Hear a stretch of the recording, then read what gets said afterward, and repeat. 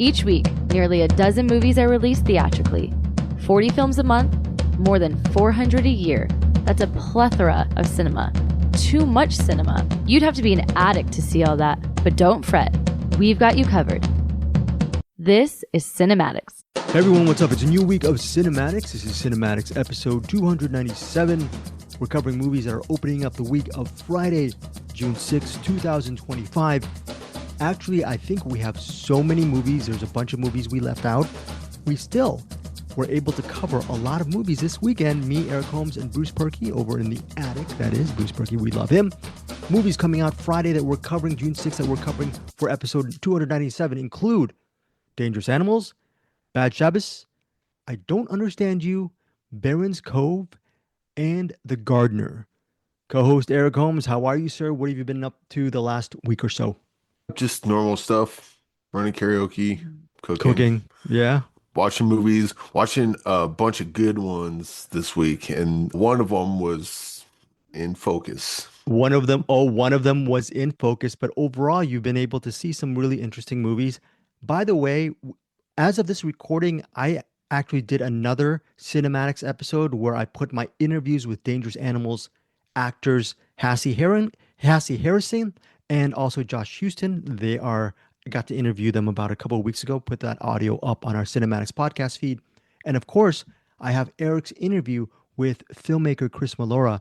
This is a time of the essence release for the CinemAddicts episode. This is a previous episode that was released earlier this week on our podcast feed. It is his interview with Chris Merola, the filmmaker behind Lemonade Blessing. The reason why time is of the essence is it premieres Thursday, June 5th. So as you are listening to this specific CinemAddicts review episode, yes, Melora's film, Lemonade Blessing, is in competition at the Tribeca Film Festival of this year, and it's part of the U.S. narrative competition. It's making its world premiere at the fest.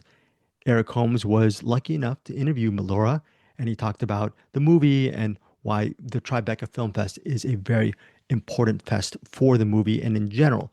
So how did that interview go, Eric Holmes, from your memory from the past week?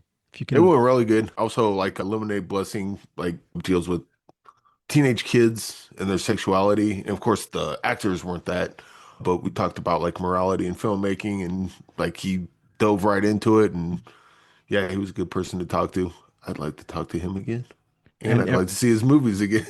And Eric Holmes, at the end of most of his interviews, he asked some really good evergreen questions about favorite films or recommendations of movies that are underrated. And what's really interesting is Melora has a couple of interesting movie picks, movie choices for us, for our CinemAddicts community to actually check out. So check out Eric's interview with Melora on our previous episode over at CinemAddicts. And Eric will have the review of Lemonade Blessing in a few moments or later in the show, as well as Bruce Purkey. Purkey up in the attic, even though he still does not have people food from Eric Holmes, who's a really mean guardian of Bruce Purkey. I don't know what Eric's a great cook. He's a chef. He's a gourmand. He does all these wonderful things at his respective restaurants or lounges or even at his domicile. He refuses to even give Bruce Purkey. I think he just continues to give Bruce Purkey something like kibble. I don't know what, not even really good gourmet kibble. It's just the worst, right, Eric Holmes? Where's your humanity? That's not what I want to ask you. I throw some of the Montreal steak seasoning on it, so it's okay. Gourmet kibble. Oh, gourmet. Okay, so you meet him. I would like to say, since Eric Holmes is my partner on a week-to-week basis. I do the equivalent of churching up ramen. Ramen. Very good. Now, okay, so Bruce Purkey has some really interesting interviews. He has a recommendation for two projects that are currently streaming on HBO Max. I don't even know if you call it Max anymore. I think you call it HBO Max. Those projects I think they went back to HBO Max. Thank you, Eric Holmes. They went back to HBO Max. The first episode of The Mortician, Bruce Purkey has a review of that. I believe it's a 3-episode limited series, as well as this documentary called Let the Fire Burn from 2013. Have you heard of Let the Fire Burn, Eric Holmes? I heard it's really, it's one of those. That sounds familiar. I don't think I've seen it, but it sounds familiar. Yeah, supposedly it's critically acclaimed. Bruce Purkey will have some really some interesting insights on that. He'll have some insights and reviews of Lemonade Blessing, and he also he has a review of Dangerous Animals and Bad Shabbos as well. Now, the reason why I'm not doing a review of Dangerous Animals, even though I did see it and I did the interviews, my thoughts on Dangerous Animals is left on the other installment. But I will say right now, for my rating for Dangerous Animals, It's 4.5 stars. I forgot to actually, I'm sorry, Eric Holmes. I forgot to actually rate Dangerous Animals, but it is, Eric, if you like shark serial killer movies, Jai Courtney, I great do. in this. And I like him. Yeah. Oh, this would have been a total banger for you. He plays this shark serial killer guy. He feeds his victims to the sharks out in the ocean, and he's just a complete loon. Think of his character Boomerang from Suicide Squad, but to the nth level because this guy is a real killer. And You sold me Jack Courtney's a shark sealer serial killer guy. I'm right. like, I'm in. Passy Harrington from Yellowstone, she plays this character named Zephyr, and Zephyr is out over in Australia, visiting Australia to actually surf the waves and whatnot. She hooks up with a local, really good guy played by Josh Houston. They hook up, and but once they're separated, she ends up encountering this serial killer, this shark serial killer played by Jai Courtney, and they have an encounter. She gets taken to his boat and her life is in danger. Ultimately, the guy she hooked up with, the Josh Houston character, he ends up encountering that serial killer as well. So these two young, lovely individuals, their lives are in danger by this really mean man and the man, presumably man-eating sharks that are surrounding the boat. Because of course, these sharks are the what you would call, quote, dangerous animals. It is directed by Sean Byrne, and his previous credits include, I think it was called The Loved Ones or The Loved Ones, Loved One, and he also directed The Devil's Candy. Again, Bruce Purkey has a more in-depth review of Dangerous Animals. I will just say this, it's in theaters Friday, June 6th, and I rarely say this, but this is a movie that if you get to see it on digital or on demand, that's great if you have a really cool entertainment system. I don't.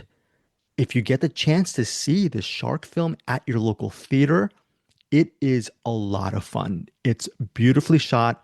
The tense moments between Zephyr and the serial killer and the Josh Houston character as they're trying to hold on to their very dear lives before getting eaten or savaged or whatnot.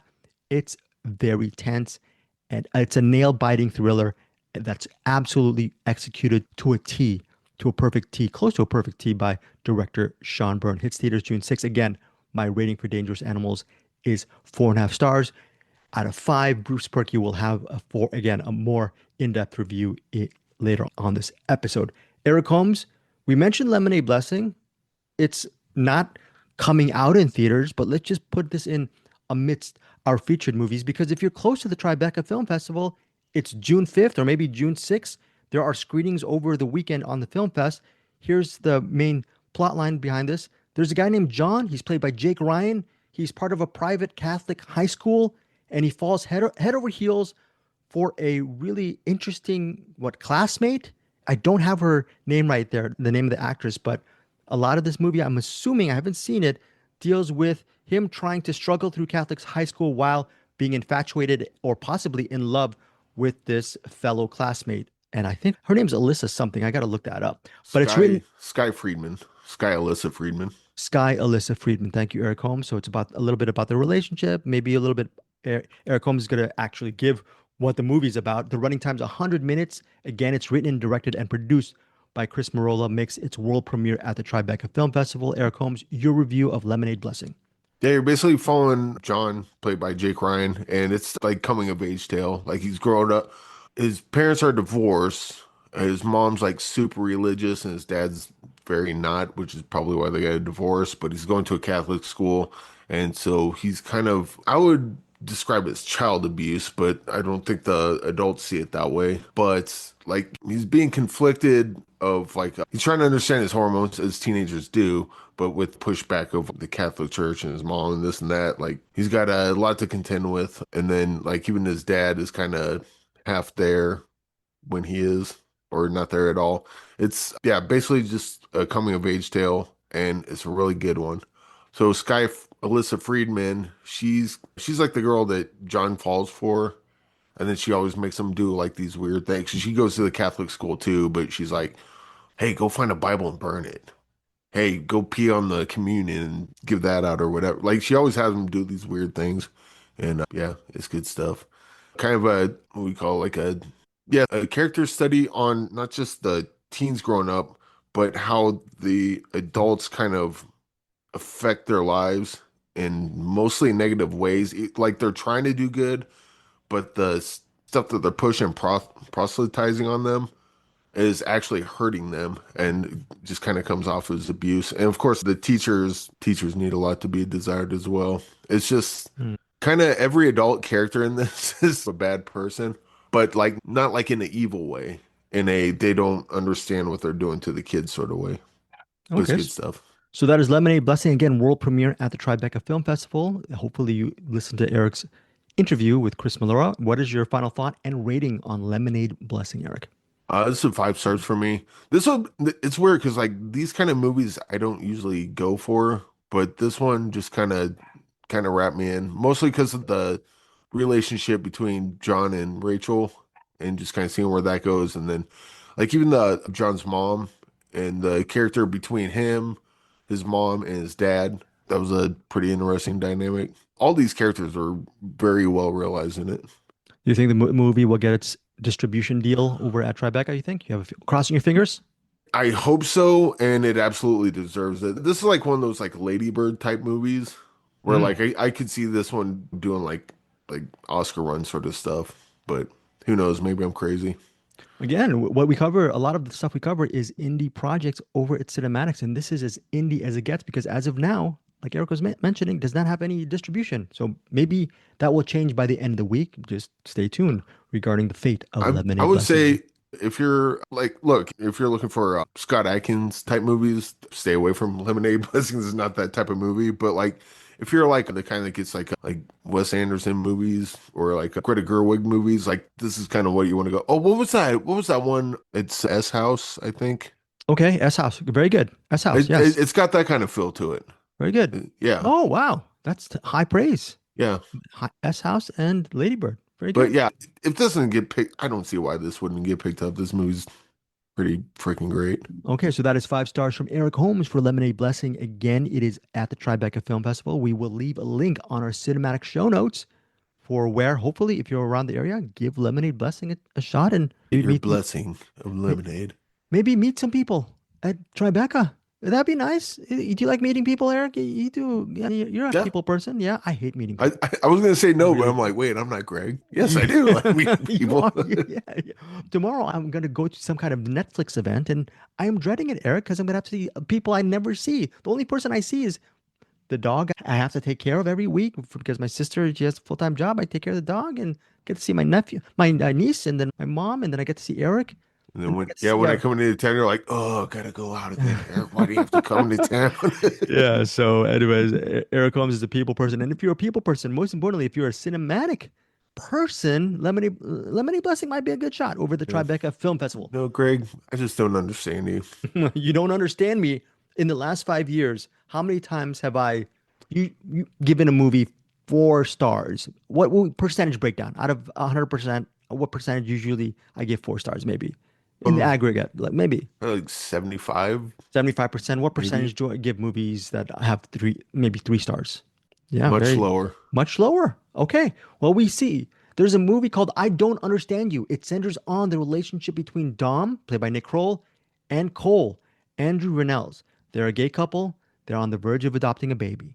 The upcoming baby, the person who's pregnant, is played by Amanda Seyfried. So, on the heels of them possibly adopting that newborn baby, that soon to be newborn baby, they decide to embark on an Italian vacation. The problem is everything is fine. They seem to be really good lovebirds. They're looking for their perfect European honeymoon to celebrate, I think, their anniversary, and they're calling it a baby moon. So their trip to Italy seems really cool. And Dom, again played by Nick Kroll, his father's best friend initially sets him up on this Italian vacation, gives him a couple of recommendations. One of those recommendations is actually for their anniversary dinner. He changes Dom and Cole's plans. They had a different plan, but Dom's father's best friend decides to actually say, "Hey, I'm gonna take you. You have an invite to some remote part of an Italian village, and some person is going to cook for you the best Italian food in the country or possibly in the area." Sounds enticing. So what happens is on that eve of their anniversary dinner, they get lost on the way to the village. And what happens is a comedy of errors and possibly a comedy filled with tragic moments because as Dom and Cole get lost on their way to dinner, there's a lot of things that happen that is absolutely nightmarish. So it's part comedy. It has horror elements, meaning there's some really tragic, violent stuff that happens in this movie. The running time is 97 minutes. Eric mentioned, Greg, I don't understand you. That was a pun, a play on the word of the movie, I Don't Understand You. One of the big attractions for this movie is Dom and Cole, they tried with Duolingo to have some kind of to learn a broken Italian, a rudimentary Italian, so they can get their way through the days and evenings in Italy, but they're both horrible at it. And they don't understand the Italians they meet on the way. Now, what happens is when they go to their wedding anniversary dinner, they meet a bunch of Italians who some of them speak English, but the most important part is this gay couple, they don't understand at all. They're very bad at Italian. So it's two cultures with two different languages not understanding each other. And what happens when that happens is not very good in this movie. There might be a lot of tragic elements that happens in I Don't Understand You. So then you're thinking, if bad things occur, is this funny? Well, it's supposed to be a little bit funny. It's supposed to be violent. It's supposed to be about the miscommunication of different cultures. It is directed and written by Brian Crano and David Joseph Craig. I did not read up on them, but I think it's based on their own experiences as tourists traveling and misunderstanding. I like that. Eric, that sounds like a very interesting dynamic. You have two cultures. They don't understand their language. They can't really understand speaking to each other. And then a lot of hilarity possibly ensues. On a base level, that sounds entertaining enough, right, Eric? Possibly? Yeah, a little bit. Yeah, and there are moments in this in the middle that are interesting enough, but the problem is the third act and the way the tone shifts all over the place. I don't mind shifting tones. I just don't like it when they don't quote I always like to say this, when they don't stick the landing. And this movie's ending to me was it just didn't work. I like Nick Kroll, I like Andrew Rannell. Say they're fine in this movie. Their chemistry is fine. They're funny, but the overall execution of this movie is just subpar. I really wanted to like it. If it had a better third act, I would have been on board with I Don't Understand You, especially since I can't say what happens in this movie. I'll tell you later, Eric, after we're done recording. There's an element to this movie that's pretty, at least from my end, almost novel. It's pretty cool, but the way it's executed is just below average. And I was highly disappointed with I Don't Understand You. The movie hits theaters nationwide June 6th. I really wanted to like this movie. I Don't Understand You. Well, I understand this film, but there's a lot of misunderstanding regarding the storytelling execution of I Don't Understand You. My rating for this movie, 2 stars. 4 stars. Oh. 2 stars. Funny, Eric Holmes. 2 stars for I Don't Understand You. Do not recommend. Hopefully, some of you, if you guys give it a shot, hit us up on CinemAddicts. Tell us what you think of I Don't Understand You. Again, running time 97 minutes. And yeah, there were moments, but a movie that has moments is fine. That's why it has a 2 stars. But if you're not going to be able to at least ably execute a third act or a convincing third act, or maybe even a passable third act, you're not going to get 3 stars from me. Okay, so that is my review of I Don't Understand You. Next up is Eric Holmes's review of this Jean-Claude Van Damme film called The Gardener. It centers on a government official played by Michael Youn. He finds himself on a list of the prime minister's enemies to be killed. Condemned to death, he and his loving family have only one hope left: a strange gardener named Leo, played by Jean-Claude Van Damme. The movie is directed by David Charron. The running time is 110 minutes. The genre is, quote, French action comedy. So what's interesting is we got 2 links for this movie. We got a link, I believe, that's English dub, and then we got a link in French in subtitles. I don't know, but anyways, Eric Holmes saw one of those links. Eric Holmes, your review of The Gardener. So you said this was a comedy. It looks kind of tracks, actually. Oh, is it? Yeah, it's genre French action comedy. French action comedy. That's what it's. I was torn on this one because I'm watching it and there's like a There's stuff in this movie that just seem incompetent. I like normally you want the when you're shooting action, you want the geography of the area to be clear or to make sense with the characters within their space. This movie does not do like for instance, Jean-Claude Van Damme and the guy are going to hide from these people breaking into the house. They go into the door, and as soon as the door closes, the guy with the gun comes right in the frame just as the door is closing, and then just walks right past the door like, nope, didn't see nothing. There's a part where they're chasing a car, and then the car pulls into a field and stops, and another car stops behind it, gets out, runs up to the other car. The driver's door is open, and they're like, where'd he go? And then the guy gets a jump on him. Keep in mind, they're in the middle of a field. There's nothing there. Like, where do you like it's weird stuff like that. And like that stuff's like littered throughout this movie. And I'm watching this going, is this like the most incompetent movie I've ever seen? But then you say it's a French action comedy. Yeah. I wonder if maybe I missed the joke and mistook the joke for incompetence, and now I don't know what to do. I will say Was it a waste of time for you watching the movie? I will say I was laughing at it. Maybe I was laughing with it. I don't know, but this was. I also think like a lot of the action is not very good. Like Jean-Claude Van Damme, like he'll do a kick, and they'll do three cuts within the beginning of the kick, like, and then they'll do one last cut to finish off the kick. It's like basically heavily edited fights, which death knell for action movies, at least from my perspective. Yeah. And Jean-Claude Van Damme can fight, so I don't understand why you would do that. But now, yeah, the And fact that it's you not said funny. Is it funny or it's not? You the didn't. weird thing is, it's got a lighter tone to it, but I wouldn't call it a funny tone.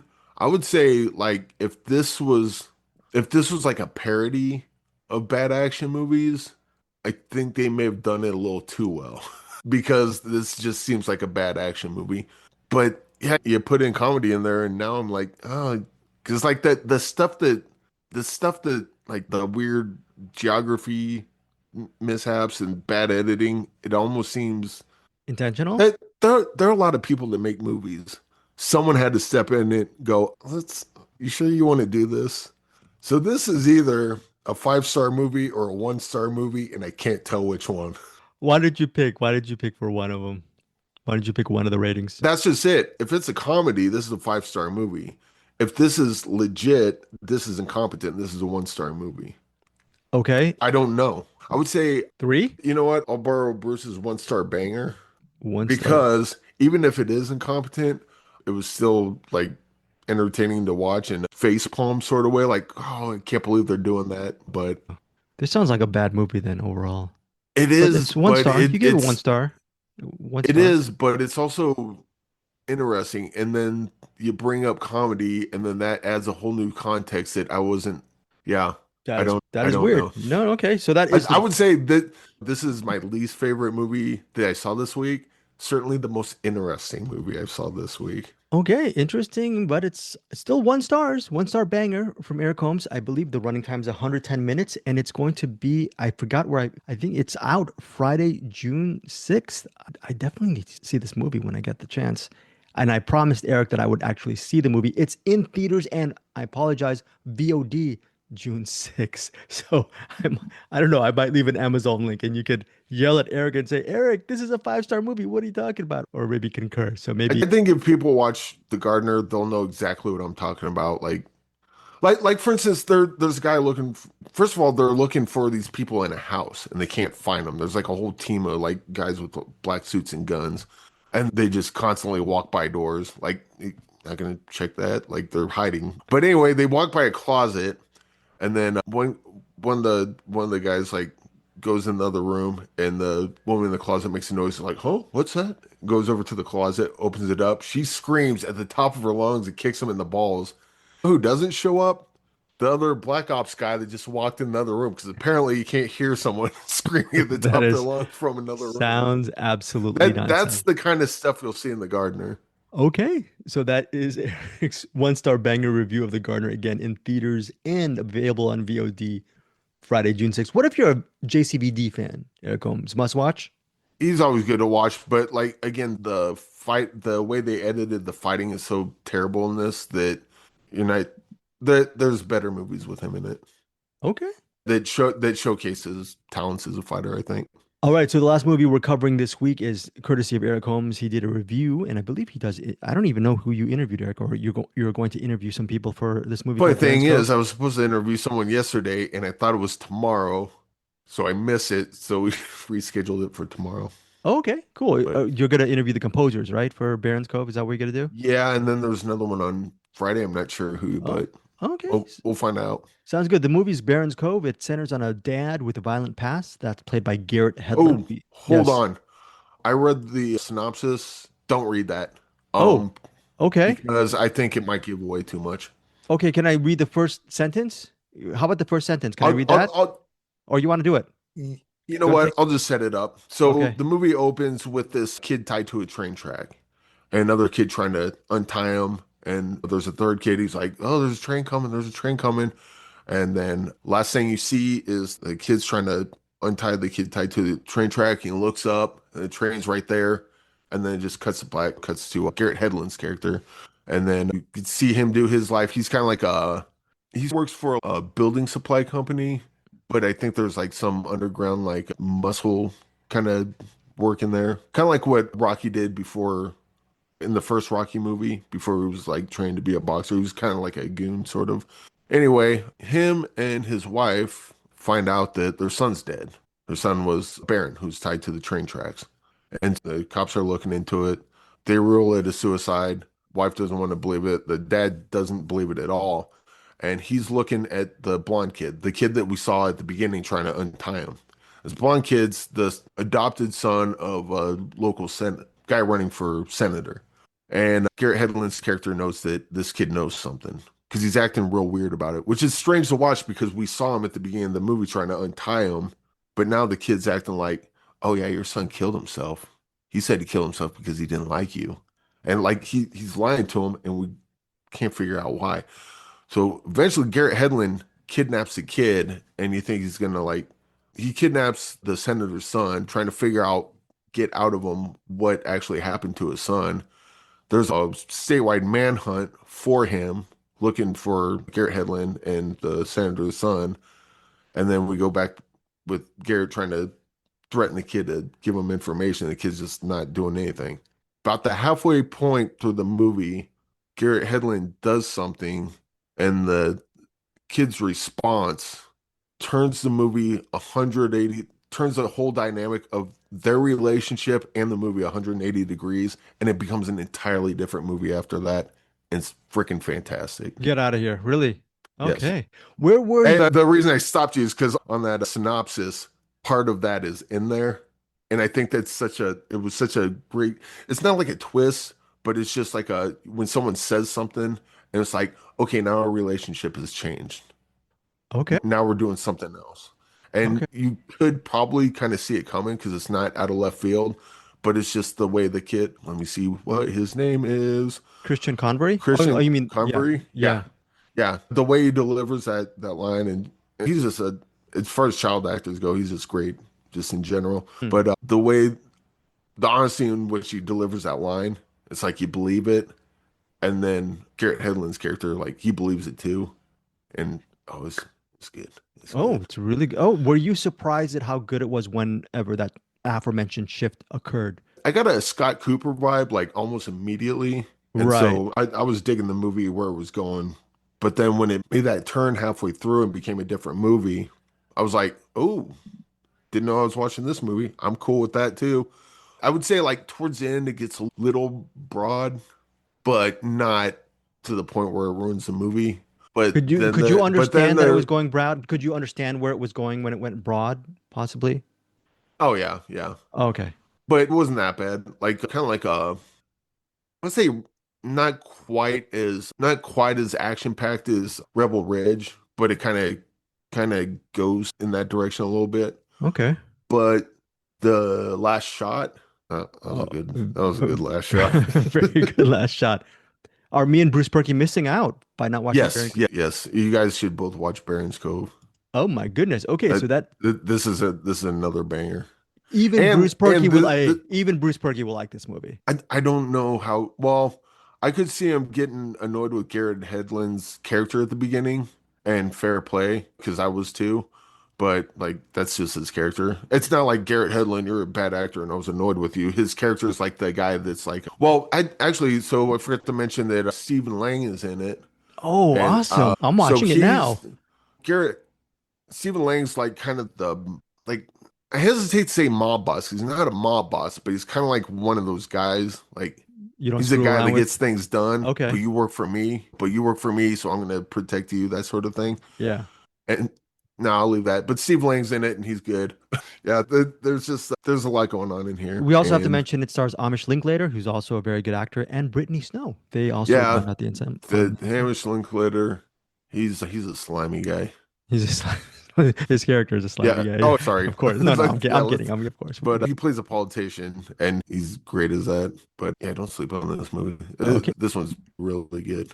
Like Moron, I did not put when it's released. I know it's released on Friday, June 6th. I forgot to put if it's actually on VOD as well. Maybe it might be just a theater kind of situation. Let me look it up right now, folks. Okay, it is on, it's available in theaters as well as VOD June 6th, 2025. So if people can rub a couple nickels together, Eric Holmes, and they're hermits like me, it might be worth a rental, possibly, huh? On a weekend when you just want to stay home? Well, so that's what I was saying with Bound. Like I was saying, like it was a really good movie, but it's too heavy. I don't know if I want to watch it again. This one does get heavy, but it doesn't get so heavy that like it still has enough kind of fun or kind of thrills to it that like this one I would watch over and over again. Oh, and to the point I was making with the Garrett Hedlund, his character. So his character is like one of the like so Stephen Lang, he's like, don't worry, I'm gonna figure this out. And Garrett Hedlund's like, I gotta, oh, I'm all aggro. I gotta beat people up and go in and ruin it because he's like just flying off the handle. I can see Bruce getting annoyed by that, but that changes. Okay. We'll say that becomes something else later on. I will say this, Garrett Hedlund, underappreciated actor. He's underappreciated and he Yes. should be in more movies, I think. And he's just really good in whatever he does. So, in my opinion. So, Barron's Cove, Eric Holmes, your rating. Right? It's by the way, the running time's 116 minutes. Yes, sir. 5 stars. 5 stars. And I don't know why I'm not giving this or Lemonade Blessing 6.9, but I'm not. But Five- I should. Yeah, But we'll go five- 5 stars. 5 stars from Eric Holmes from Barron's Cove. Wow, what a huge recommendation, folks. If it's in theaters, possibly go see it in theaters. If you're at home and you don't like leaving your respective domicile, maybe rent Barron's Cove. I would Give it say a rental. watch this however you can. Okay. And Yeah. especially if you're like me and you're a fan of Scott Cooper films, definitely check it out. Okay. And I was going to say that's it for this episode of CinemAddicts. But look, lo and behold, Eric Holmes has a recommendation this week. I apologize, Eric, for that. Can you tell our listeners what your recommendation of the week is? Oh, Greg, I saw Final Destination Bloodlines. Yeah, and let me just say this. These are the filmmakers. I have to look up their names again. My apologies. They did that movie, what is it? Freak or something? Freaky from a couple of years ago, the Emil Hirsch film. Do you know, have you ever heard of this movie? I'll look it up right now because you said Freaks. Freaks. Is that it? I think that's it. That's the movie Freaks with Emil. Did you ever see that movie with Emil Hirsch and Bruce Dern? No, I have not. Dude. I'm looking at their movies. I don't think I've seen. Yeah, I haven't even seen Leprechaun Origins. Okay, I so want to now. no, well, Freaks, right? Is that the one that okay from maybe 5 years ago? Freaks. They directed that movie, and that's a very good movie. Eric, are you in a? Yeah. You'll watch Emil Hirsch movies, right? Yeah, I like Uh, Emil Hirsch. it's- Bruce is the one that doesn't, but I do. Well, look, it's top tier Emil Hirsch movie. So the Freaks, and you've seen Final Destination Bloodlines, so you might be invested in these directors. Tell us about. And Yeah, this movie is rad. You hear this song, the saying, they understood the assignment. These guys understood the assignment. And I think this might be, I don't think I've seen all the Final Destinations. I saw 1, 2, 3. I don't think I saw 4 and 5. And then I saw this one. But yeah, this one's easily the best one, I think. Because the whole setup at the beginning, they go on top of like the Space Needle thing. And it takes place like in the past. And everyone dies. And the weird thing is like they set up like this little kid character, and like he just want to choke the crap out of him. He kind of want him to die. But then they also have the couple, like the one girl, she's like, I'm pregnant. I don't know how to tell my boyfriend. The boyfriend's like proposing to her, and she's like, and then she tells him, and like she's like, I thought you'd be mad. He's like, oh no, we get to start a family. I'm like, oh man, these people are gonna die. I'm gonna feel bad about it. Like, but anyway, the deaths in this are like really creative, and so when the deaths happen, they'll have like it's hard to explain. They'll do a thing that you think would happen, but then there's always like an extra hook on it. Like someone will fall. It's like, okay, yeah, I saw them falling. I did not see them getting caught by the ring, and then that's how they're being held up. Okay.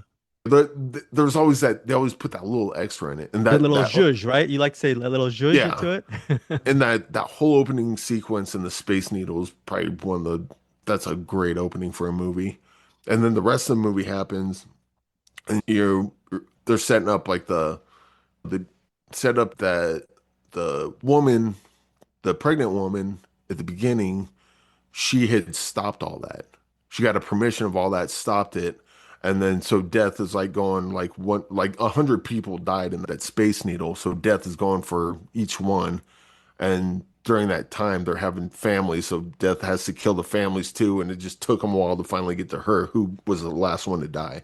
Wow. And then so you just get to watch the rest of the movie is they're like setting up like do the final destination things like, oh, that's how they're gonna get it. Nope, maybe not. That's how they're gonna get it. Nope, maybe not. And then all of a sudden they die from something like completely unrelated that you weren't even paying attention to. And it's great. Speaking of last shots, Oh, really? Okay. this just before like the last shot just before the credits roll. I didn't give it a standing ovation, but I wanted to. So You wanted to get that last shot was one of the best shots. And Barron Cove had a great last shot. That was emotionally great. But Final Destination Bloodline, the last shot of that movie was like Chef's nailed, kiss. nailed it. Eric, why did you see this movie? Were you a fan of the franchise, or is it because you've heard just a good word of mouth regarding Final Destination Bloodlines, which made put you over the top as far as I spending some like time? the Final Destination movies okay. I think the second one was the best one until this one. But I think it was just kind of like watching a bunch of documentary and sad bastard movies. I was like, I just want something stupid, and this was something stupid, but it was like like obviously 3-star banger on this one. But yeah, this was the exact type of cheeseburger I needed, and these filmmakers, Zach Popovsky and Adam Stein, Yeah. they know how to make a damn cheeseburger. Well, you look, and I have to say, I asked you about mushroom burgers last week, but what is on an Eric Holmes cheeseburger? Not for you to cook, but for you to eat. What are you putting on your cheeseburger, Eric Holmes? Cheese, pickles, tomato. That's probably it. Simple, right? No Yeah, onions, no lettuce. yeah. No, okay. Now these people put onions and lettuce and all that stuff on it, but it's still good. It keeps making it better. So that is a 3-star bang. They put peanut butter on this cheeseburger, and It's I was lapping it up. my goodness. Final Destination Bloodlines again. 3-star banger from Eric Holmes again. Oh, Yes. so they go to she's a grandma at this point. The pregnant woman at the beginning is Right. like now an old lady, and then her granddaughter comes to find her and it's like, I'm gonna show you the secrets. And she's like, this was completely stupid, but I loved it. She's like hiding away from society because she knows that death is coming for her. Yeah. She's got like wooden spikes and metal spikes, and like her house is a death trap. Yeah. And she's like, stand back. I'm like, ma'am, you know what's coming for you. And you got spikes like right above your door. She's That is got like heavy things hanging on these tiny ass strings. Yeah, it's funny. Oh wow. I guess I'm missing Final Destination Bloodlines. That is yeah. I don't know if I'll get to see it in theaters. I guess again, it's gonna be a big subtraction if I don't get to see it in theaters, right, Eric?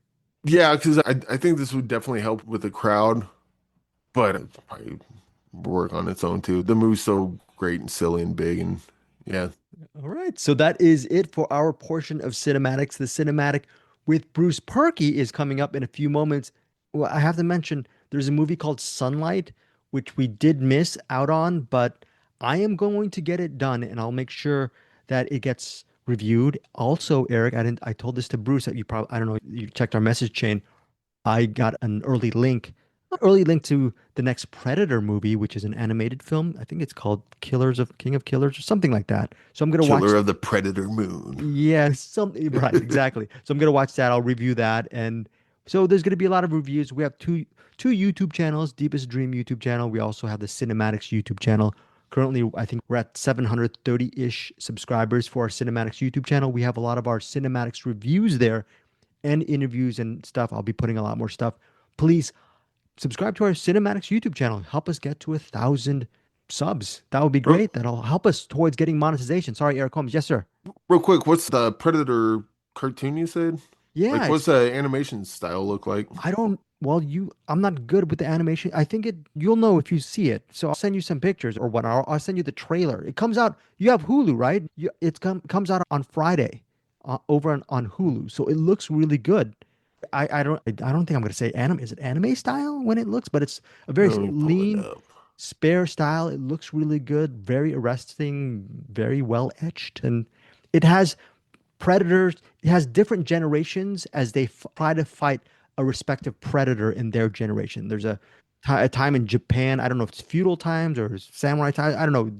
There's a one, I think, in one of the World War Ones or World War Twos. And so it's... Oh, so they're going the prey route, like just different eras. Different eras, man. So I don't know. And still, I have to see Barron's Cove, right? I'm missing out on Barron's Cove, Eric. So absolutely watch Barron's Cove and watch Lemonade Blessing. I think you'd love that one too. Well, the weird thing is Lemonade Blessing is not my type of movie at all. That's definitely yours and Bruce's type of movie, and I loved it. That's like a very great version of that type of movie. As a person who I experienced Catholic high school from grades 7 through 12, I think it might resonate with me. We'll see. We'll see how I feel about Lemonade Blessing. Also, last but not least, for our CinemAddicts Patreon members, June 2025, this month, we are spotlighting the year 1995. Co-host Bruce Purkey, if you're listening up in the attic right now, it's your turn for research. So Eric Holmes and I, we're gonna be sipping boat drinks, and it's all you. You're doing all the work. And Eric and I voted for our assigned Patreon pick. You're covering that too. Eric and I will be busy making boat drinks, and he's gonna make us the tomato cheese burger. Right? What else? Yes, and boat drinks. I'm still trying to figure out what boat drinks. You think of Jimmy Buffett in an umbrella, right? So yeah, boat drinks. I got boat drinks from that really wonderful movie. I don't think Eric Holmes has seen this movie. It's a movie called Things to Do in Denver When You're Dead, starring Andy Garcia, Christopher Lloyd, Treat Williams. Have you ever heard of this movie? Gabriel Anwar? Oh, you've seen it? Yeah. Oh, okay. It's been like a long time since I've seen it, but I love that movie. Things to Do in Denver When You're Dead. Love that movie so much. I don't know, but I think did we cover that on like a movie Find Your Film? Maybe years ago. So, by the way, Louis Lacau just posted on our CinemAddicts Facebook group. We haven't heard from him for a while, and he was one of the. I miss him too. He was one of the original hosts over at Movie Mainline, and if it wasn't for Louis, it was part of the foursome. It wouldn't have evolved into Find Your Film with me, Eric, and Bruce, and now me, Eric, and Bruce again over at CinemAddicts. So we've been doing this for 5 years, and I'm expecting, when is our $1 million payday gonna happen, Eric Holmes? So you and I can split at least $498,000. No, you and I will split the $999,000. We give $1,000 to Bruce over in the attic for the people food. Is that a good thing once we make the $1 million? No, we can give him a little more than that. Okay, I just want to make sure because he does a lot of work over at the Cinem-Attic, and you guys will find that out in a few moments. Of course, you want to say something before we get out of here, Eric Holmes, and you head off to work? Barron's Cove, Lemonade Blessing. Actually, so Lemonade Blessing, a lot of people won't be able to watch it, but I'm sure we'll bring it back again once it's released. Okay. I do not. That would be so depressing if either of these movies just kind of get lost in the shuffle and forgotten because they're both excellent. All right, and if you're not a Patreon member, you don't get our main review episode early. So our CinemAddicts Patreon members will get this episode on. Right now, we're recording on Wednesday afternoon. In a couple hours, they should get it. But for the rest of the CinemAddicts community, thanks for listening to us on CinemAddicts. You're going to get it a little bit later, tomorrow night around 6 o'clock, because 6 o'clock, I think, Pacific time, because that is the embargo for Lemonade Blessing. They're not allowing movie reviews until the first screening of the movie, which is fair. So anyways, that is it. We covered so much this week, and we will be back next week over at CinemAddicts. Until then, here is Bruce Purkey. Welcome to the Cinem-Attic. Another week of more movies. So this week I found a bunch of clothes in the attic in the corner. Just various clothes. There's some bras there. Don't ask why Eric has bras in his attic. What happens in the attic stays in the attic. But the good thing was I was able to tear out an underwire from one of those bras and use that to pick the lock. And then I was able to sneak down and now able to report to you about the movies that I saw this last week. So it's a win-win, right? Or, yeah, I guess it's a win. It's a win for you guys.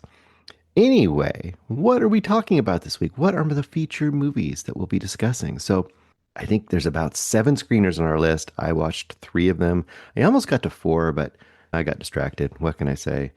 Okay, this week I've got Dangerous Animals. Now I know Dangerous Animals is going to get an actual theatrical release because I saw the preview for it in the theater. So I was kind of surprised that we got a screener that actually was going to go to the movie theaters and be previewed. That kind of a movie doesn't often make it across our transom. Transom? Is that the right word? I don't know. So we got Dangerous Animals.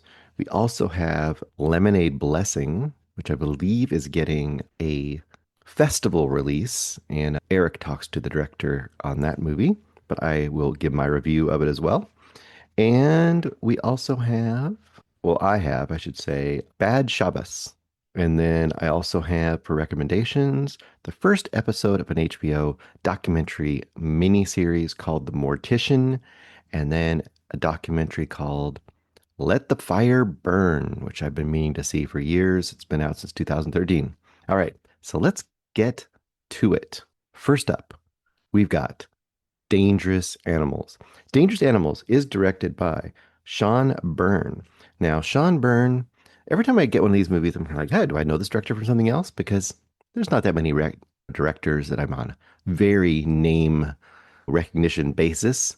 But Sean Byrne directed The Loved Ones from Australia and also a movie called The Devil's Candy. Both those movies are kind of underappreciated, solid thriller, horror genre kind of bending movies that the people who are into that kind of stuff, these are really well made movies. And I always thought like, well, what's happening with this director? This director is kind of quietly building up a little reputation as a pretty solid, pretty great director. Now, does this movie continue the trend? We will find out.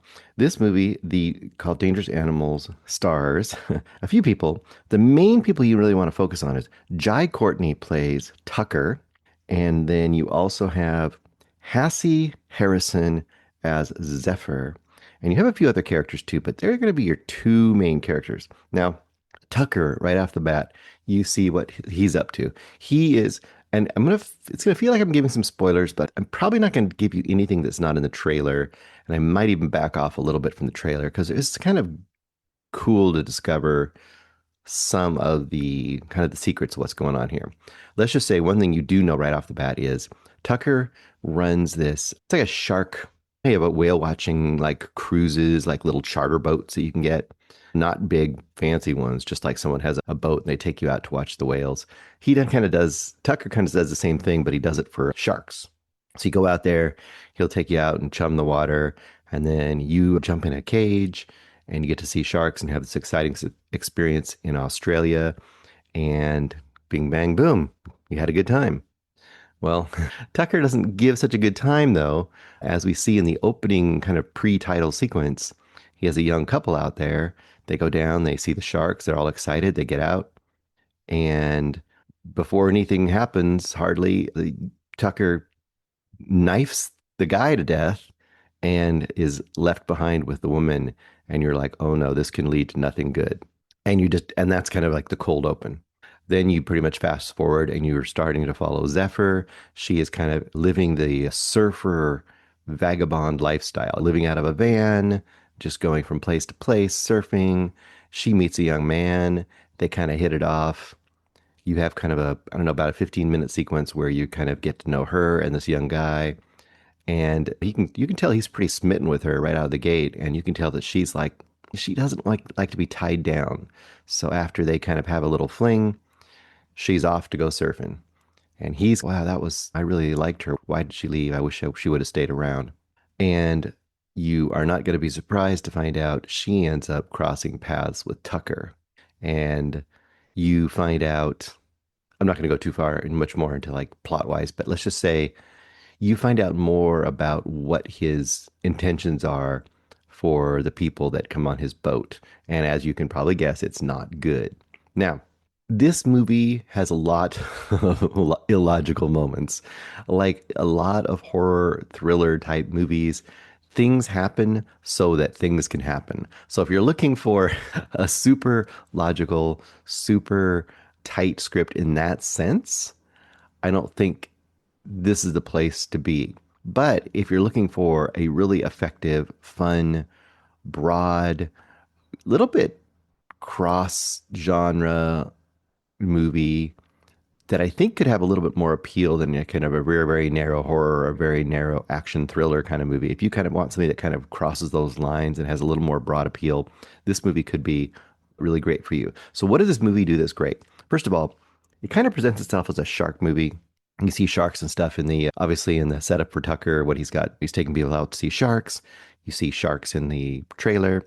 So it feels like this is going to be a heavy shark movie. Sharks are there, but the real point of this movie is the kind of the cat and mouse game again with this crazy killer type guy in Tucker, very charismatic and a very resourceful, very determined final girl. And that's, I think, the best way to think of it. If Jason had a lot of personality and the final girl he's faced with was actually fighting back against him and trying to survive for most of the movie, instead of having like this giant cast of characters getting killed by Jason, that might give you more of the kind of the flavor of this. The other thing I'd compare it to is this. I think this is even a better comparison. What if you had Buffalo Bill? Buffalo Bill has his house with this crazy basement. But what instead of that, he had a boat. And you basically have the woman at the bottom of the well, at the bottom of the boat, and you have Buffalo Bill on the boat. And the whole movie is like, how can she or will she be able to escape? And how can she fight and or will she fail? That kind of a thing. That's kind of the feel of this movie. And it's not as dark, obviously, as Silence of the Lambs. Like I said, it's a little more action-y as well, but it's got some horrific moments. And I think this is just one of those kind of just, if you kind of like action and horror movies, this movie is just fun. I think it's really crowd pleasing, like I said. I think it gives you all the things you'd want. It gives you some twists and turns. But most importantly, it gives you two lead characters that are really engaging. Usually in these movies, you'll have either a killer or a villain that's super entertaining and a bunch of kind of forgettable victims. Or you'll have a really engaging final girl, final guy kind of character, but a kind of mediocre villain. And I think this movie kind of does an amazing job of having both be great. And I think it's probably because the script and the direction actually allows the characters to have some screen time where they're not just fighting or escaping. So you get to actually sit with the characters enough that you kind of care about them. For example, the woman and the guy you see in the very opening scene, the woman in that scene, she's obviously not the main character. Zephyr is your main character. But the woman in that scene, even though she has more limited screen time, they do a great job of giving her moments where you as an audience member can really sympathize with her and actually have some attachment to her as a character. Really rare in movies like this. Usually if there is a final character, that's the only one who gets any time. Everyone else is going to basically just be a type. This movie allows even those kind of lesser or secondary characters to have some moments. And the same thing for the killer here. He is both terrifying, but also really engaging and weirdly, gruffly charming, and really played to, what do I say? He's the actor here. What's the actor's name again? Jai Courtney. He's really having a great time chewing up the scenery and just playing this role. You get the feeling that he's probably been kind of waiting for a chance to do this sort of thing and really kind of run with it. And I did actually see the director, hear the director, I should say, on Joe Dante's podcast.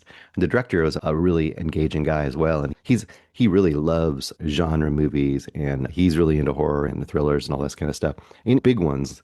So I could see this being a jumping off point. He's had a couple other movies, like I said, that genre fans have really liked. This movie feels like it's getting just a little bit of a bigger push. Like you feel like the studios saw this lower budget movie and thought this movie could have some legs in the theater if we give it the right kind of promotion. And they've given it a little bit of promotion. It's still got Shudder and stuff behind it. It's not huge. I could imagine studio execs looking at this movie and saying like, hey, let's give this guy some more money. This guy could make a real money-making movie. Now, that could mean we lose him and not get a really great movie, but it could mean that we have another, I don't know, what would be in comparison to that? Like Peter Jackson started out really small.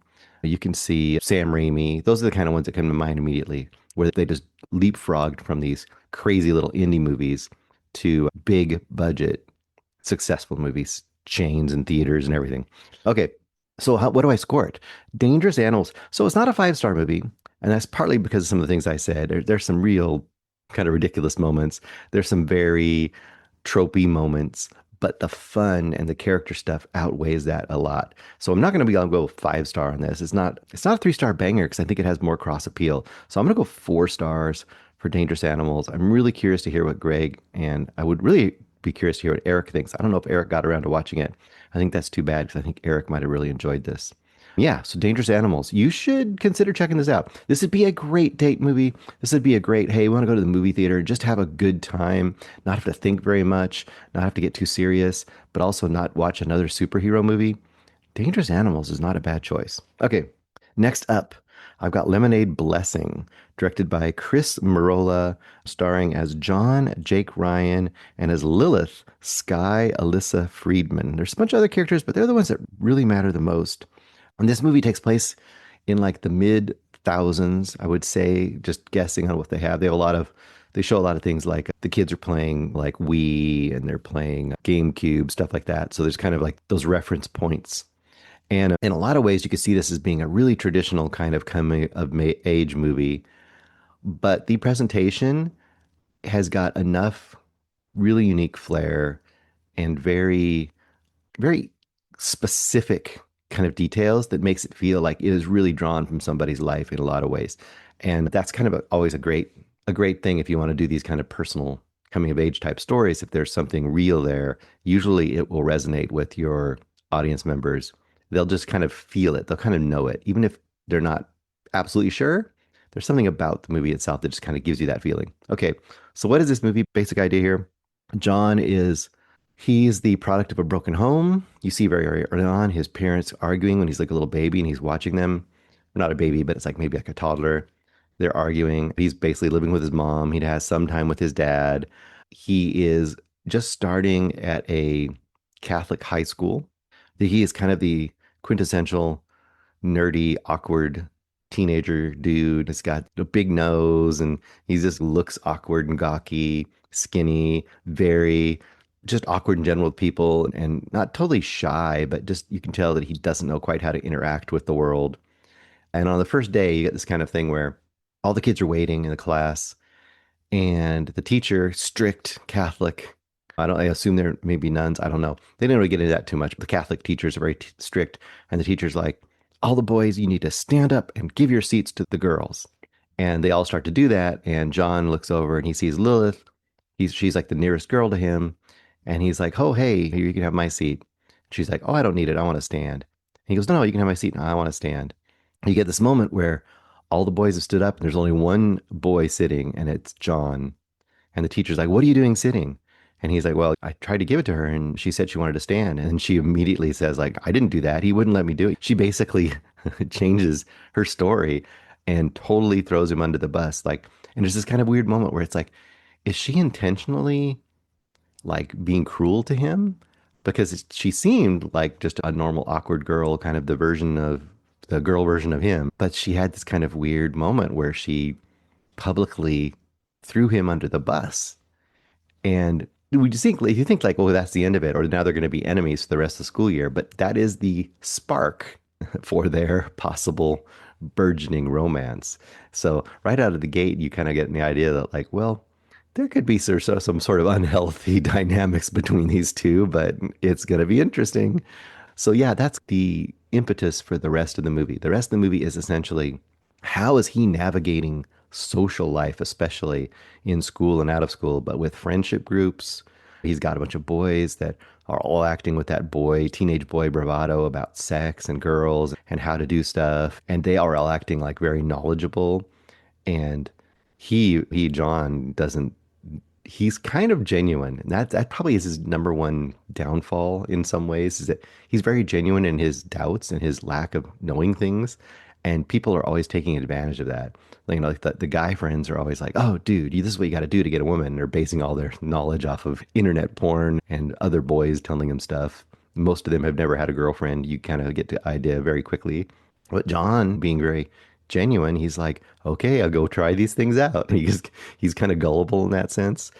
And then on the other side of that, Lilith also kind of plays the same way as some of the dudes does, in that she's one of those people who will say stuff like, well, because John is trying to ask her out, of course, very quickly.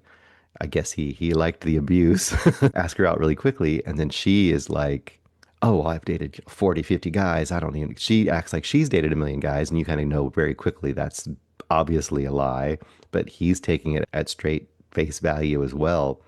So you just feel after their initial interaction that he's just setting himself up either for heartbreak or for abuse from her. And that just leads this very interesting kind of path. There's a lot in here about religion, because of course they're in a Catholic school, and the way his mom is kind of raising him. He's got a lot of stuff with guilt because he really wants to explore stuff with girls, and especially with Lilith. And Lilith is really challenging him. I'm not going to say how, because there's some really interesting things that happen here. That's where Lemonade Blessing will come up at some point, what that actually means, which is great when you have this kind of weird esoteric title to these kind of indie movies. You're like, that's never gonna mean anything. But Lemonade Blessing actually literally concretely means something in this movie, which I was quite appreciative that it occurred. Anyway, kind of just watching his relationship progression with his mom, with the girl, Lilith, how it's very messy, how Lilith and John are both super sympathetic in that very young, teenage, awkward, trying to figure things out sense, but also very unsympathetic in a lot of ways too, because they both do stuff that they should know they should know not to do, that they know isn't right, but they're still doing it, like things that they know are damaging, but they're doing them anyway. And that feels really honest. And I think that's kind of at the core of this movie. As outrageous and outlandish as some of the things might seem to someone else here having their own real life, they might say that would never happen to me. It still feels like it might have happened to somebody. It feels like this might be based on real events of someone's life. I don't know if it is exactly. I did hear the interview that Eric gave, and the impression from the director was that these are at least based on experiences that he's either seen or had himself, but maybe not absolutely one for one. But at least the idea of it and the feeling of it is probably very genuine. Fantastic central performances by both Jake Ryan and Sky Alyssa Friedman to be able to kind of realize these characters' complexities, like I was just talking about, where they are both super sympathetic and awkward and seem real, genuine, like the way the teenagers are trying to struggle through life. Even if it's not the way you were, they seem realistic in that sense. But then also to be kind of unsympathetic and sympathetic at the same time, all those things. It's also mostly a comedy. It's definitely a drama comedy, because there's very dramatic elements, but there's a lot of comedy in here. A lot of times just based out of the ridiculous, awkward situations they get into. And poor John is just like, oh my gosh. He was like the epitome of like the pathetic dupe in a lot of moments. And you just see him doing things like, dude, no, what are you doing? This is a lot of that kind of stuff. Really good movie. Probably not available for anyone right away. So it's one of those you have to pencil in or add to a list. It is, like I said, I think is it Toronto Film Festival? I don't forget which film festival it is. Maybe Tribeca. I think it might be Tribeca. But I would bet this gets picked up and probably ends up on a streamer or in a theater if you're lucky to go to a theater. Probably end up available to most people within the next 6 months. And that is Lemonade Blessing. I would rate this, I'm going to go 4.5 stars. It's not quite 5 stars because of, I don't know why. I'm just going to say 4.5. Maybe it'll go 5 stars. I know that Eric and I were talking about offline about how there's these long kissing scenes that are just intensely gross. It's like you imagine two teenagers that don't really know how to kiss, but they're very enthusiastically doing it, and then just getting right up in their faces and just cranking up the sound effects and letting it go on for like a whole minute or something. That's kind of what it feels like. It's like, okay, we get the idea, but you're going to sit there with it. Maybe that's why it gets a half star less. If I can get over that, I could probably go up to 5, but I'll go 4.5 stars. 4.5 stars. Really good one. Probably the winner of the week. Okay. Next up, I have got Bad Shabbos. Bad Shabbos is directed by Daniel Robbins. There's a lot of people in it, so you would know. Let's get down the list here. Oh my gosh, I have too many people here. My notes are impossible to figure out who's who. David and Meg are your two main characters. You got Megan Leathers, and you've got John Bass as David and Meg. Then other actors you have in here, you have Milan Weintraub, which you've seen in a bunch of things. Kira Sedgwick, David Paymer, Method Man is in here, and a bunch of other people. The basic idea of this is a sitcom movie. Now, I say that in a good way, but I think a lot of people take that as a pejorative. So you get a lot of comedies, but you don't get many that are just like essentially a sitcom setup. And a sitcom setup, obviously, is you have a situation and from comes the comedy. Three's Company would be like kind of the quintessential sitcom, like that episode, everyone is trying to hide they're always trying to hide that Jack is gay in that series, which is a whole problem, but there's always something still. Like they have a dog in the apartment. They're not supposed to have a dog in the apartment, and all the comedy goes around them having a dog in the apartment for that weekend because they're dog watching for somebody, something like that. Well, this movie is kind of like that in a movie form. So you've got David and Meg so David is the son of a Jewish family. You probably guessed, Bad Shabbos, that they might be Jewish, that he's bringing his fiance, I should say, Meg, he's bringing his fiance to Shabbos. And that alone isn't really enough of the situation, although it would be somewhat, because they've met her and they've accepted her, and she's converting to Judaism. She's doing the teachings and learning about Judaism.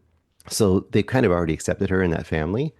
But in this particular Shabbos, her parents are going to come as well. So it's going to be the two sets of parents meeting each other. Of course, Meg and David are very nervous about this. There's a lot of like them worrying that, oh my gosh, could be a mess. These two families meeting in this religious-based dinner, and what's going to happen? And of course, they're in like a really rich, like, what's that?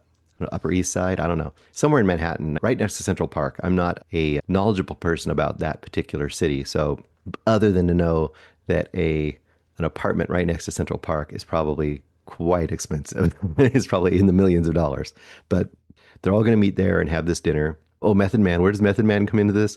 Method Man is the doorman downstairs, and he seems to be very friendly with the family, especially the father, played by David Paymer. So anyway, you think like, well, that's the situation, right? You got these two families meeting, and the comedy will come out of all the awkward situations there. Her parents are Catholic, and of course, the whole rest of the family is Jewish. But, and I don't know if I should give you the inciting incident. It's kind of probably not a secret. I'm sure the trailers probably explain it, but it would kind of be nice to discover the inciting incident. Let's just say let's just say David's sister is there, and she has a boyfriend, and her boyfriend is a total a-hole. Everyone hates this dude, a business a-hole guy. In an 80s movie, he would be the Wall Street cokehead guy. That would kind of be how he would be coded. But this is not then. It's not the 80s, but he still kind of is coded as that kind of a jerk. Let's just say something happens around his character that changes the whole nature of the dinner party before the Catholic parents have arrived. So the entire family, one by one, including the entire family, plus Meg, are there scrambling, trying to solve the problem that has occurred before the parents show up, the other parents, the Catholic parents. trying to hide this problem, trying to deal with this problem, trying to make this problem go away. So a whole bunch of comedy goes around that. Almost a screwball comedy to some degree. Like I said, situation comedy, screwball comedy, and then eventually they kind of pull Method Man. I keep calling him Method Man. I can't remember what his character's name is. They pull Method Man in to help them, and he's kind of played up as like a streetwise dude that's out down there being the doorman. But he's just as inept. His ways to solve the problem are just as bad and as inept as everyone else's. Just makes the problem worse. Just exacerbates the situation even further. And so it's just one situation after another as things just escalate and escalate and get worse and worse. This isn't going to change anybody's lives. This is not a very intellectual, heady movie. This is a very breezy, easy watch, simple comedy. Like I said, in some ways, it's almost a throwback comedy in that basic style. So if you're looking for kind of a modern, edgy comedy, this is not it. If you kind of miss these sort of just kind of screwball situational, just a bunch of characters, kind of a bunch of fun characters interacting and having silly situation after silly situation, I think this will kind of hit the spot. This is, once again, probably a pretty great date movie. It's not a super hard R or anything. So there's language and stuff in there, but there's nothing super gross. It never goes like I said, super edgy or anything.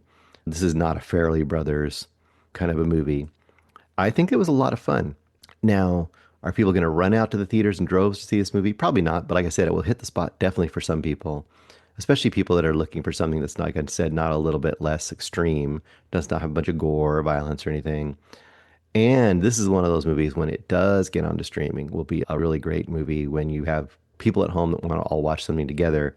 You could throw this thing on and just go with it. And it's like 90 minutes. It's not super long. It just hits the spot. I will probably I was going to go 3.5, but I think I'm going to go 4 stars in this movie. I think I had a lot of fun with this movie. It just, like I said, it really hit the spot. Once again, it might depend on your mood. If you're not in the mood for this kind of movie, it might not work for you. But I was really pleasantly surprised. And I think a lot of it has to do with that ensemble cast. And you could probably hear just some of those names and recognize them.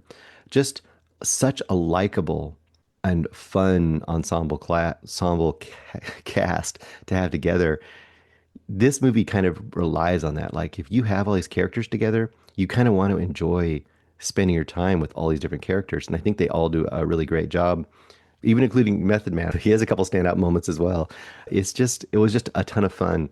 This is one of those things where you see it as a movie and you say, this could be like a bunch of characters in an ongoing series, and I could see it working. And you could follow the different characters, have subplots every week. In this case, it's obviously just one situation that brings them all together. But I had a lot of fun with it. I'm going to go 4 stars for Bad Shabbos. I hope I'm saying it right. I am no expert on pronunciation of this stuff.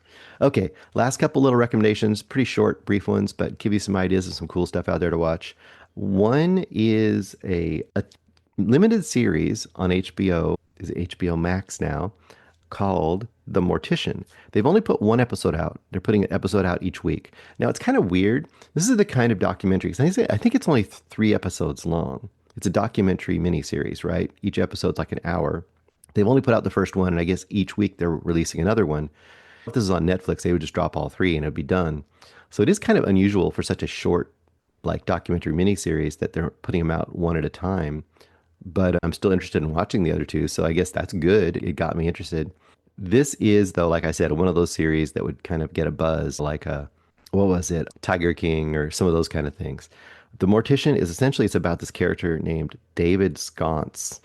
And David Sconce basically had taken over his parents' mortician service, cemetery, crematorium, all this stuff down in Pasadena.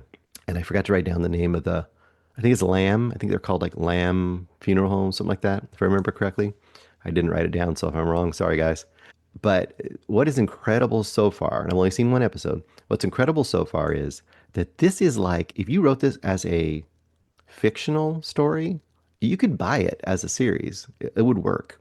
It would be like you're taking The Sopranos, maybe a little bit of Scarface, no, The Sopranos, and kind of mixing that with Mortician Service, because the way this guy finds to criminalize the funeral industry is quite something. And they also play it up with like they have like interview people that worked for him. Of course, this was happening mostly in the 70s and 80s, at least so far. I don't know how long this is going to go. The part I saw was up into the 80s, like mid 80s, but it was continuing, of course. And it has people that would work there interviewing them. It has people that work there like hidden and they're disguised because they're afraid to talk out loud. And you're like, what is going on here? This is not they're not talking about a crime family, are they? But they kind of are.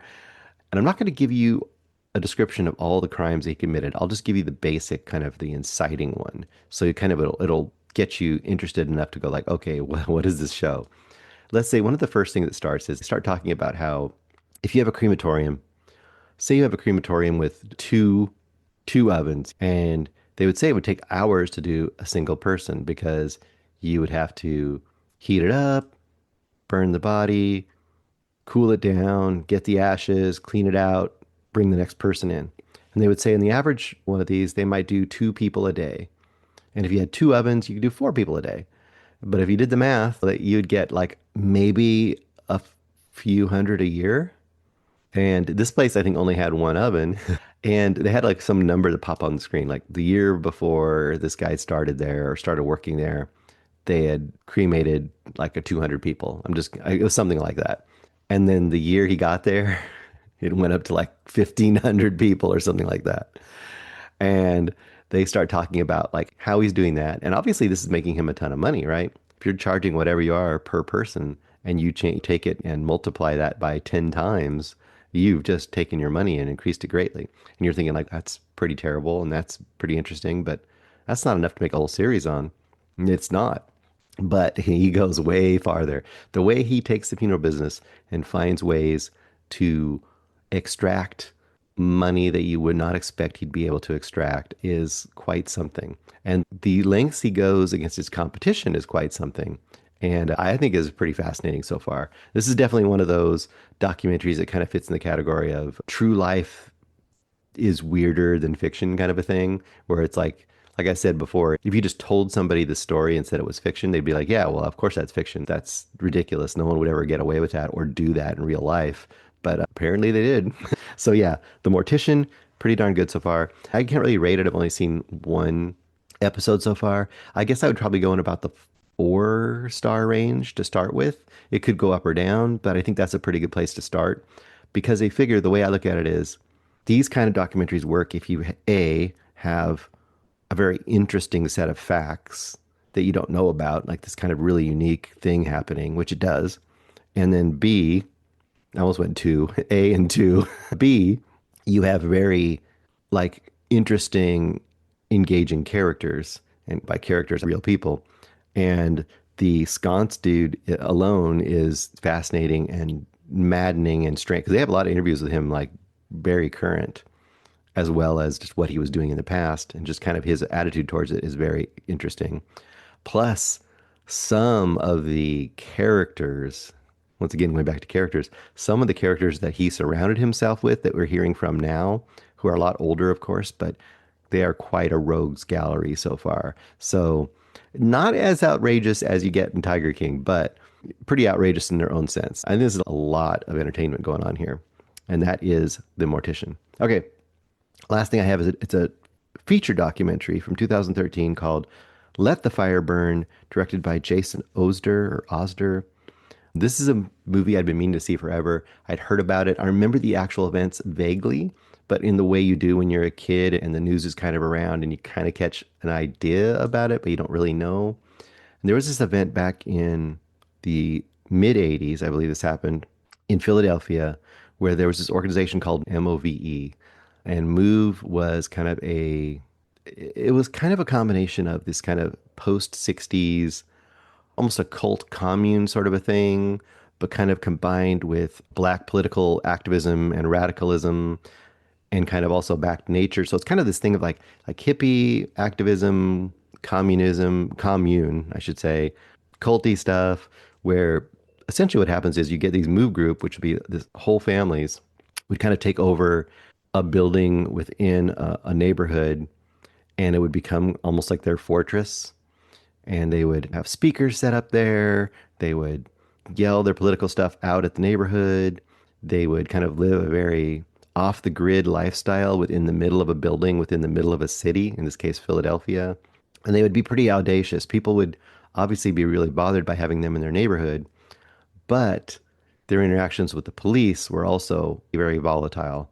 And as you can guess, the police have always been a little bit problematic when it comes to dealing with racial situations, when it comes to dealing with what they consider radical organizations or anything that's very progressive or very, I guess, anti-establishment. Never goes really well with the police. You kind of combine those things and you're kind of stoking the situation to be very, very much of a dangerous situation that could blow up at any moment. Kind of literally and I can't say the word, literally and figuratively. I'm not going to do that again. What this documentary does really well, first of all, is telling the events that led up to a kind of a huge tragic event. So that's not a surprise. You kind of know that right out the gate, but you don't know exactly the details. And it kind of gives you a history from when Move first moved into this one building in Philadelphia, and then eventually to another building in Philadelphia, and kind of what led to a final confrontation between the police. And what it does, it's so great. A few documentaries do this, and this one is probably one of the best at this style of documentary, where they basically don't do any current day talking head interviews. There's no one now who lived through it telling you about the past. And while they show you pictures or whatever, it is all archival footage, but it's all edited and put together to just tell us the story. So between news reports, documentaries that were made at the time, either by Move or by other groups about Move, there's court interviews with people who survived at the time. And then there's like an overall structure of this hearing that's going on. So after the fact of what happens with the confrontation between the police and Move, there is kind of a huge public hearing with all these different officials and people that were involved. And that is woven in throughout this too.